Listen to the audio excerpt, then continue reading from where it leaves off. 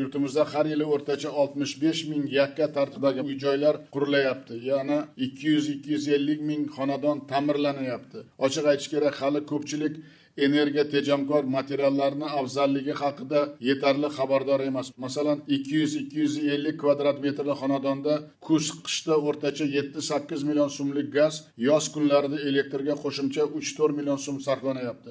Jahon bankiga ko'ra bizda 1 kvadrat metr maydoni isitish uchun yiliga 350 kilovatt soat energiya ishlatilyapti. Bu Yevropa davlatlariga nisbatan 2-3 karra ko'p. Agar uyni fasad va tom qismi issiqlik saqlovchi material bilan qoplansa, energiya tejamkor oyna qo'yilsa, energiya sarfi kamida 30% ga kamayadi.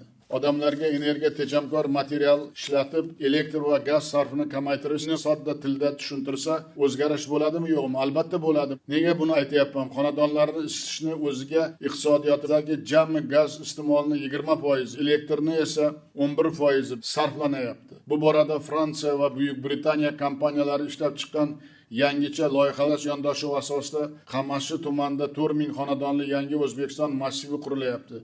Eng muhimi, bu loyihada to'liq energiya tejamkor mahalliy mahsulotlar ishlatilib, tannarx 20% ga arzon tushyapti. Uyni isitish, sovutish xarajatlari 30% ga qisqargan. Norqulov bir oy muddatda Qamashi tajribasi asosidagi yangicha loyiha yondashuvini viloyat, tuman va shahar hokimlariga o'rgatsin. Bu yil yangi O'zbekiston qiyofasi olib kiriladigan 33 ta tuman va shahardagi ko'p qavatli uy-joylar qurilishi faqat shunday yondashuv asosida bo'lishi zarur.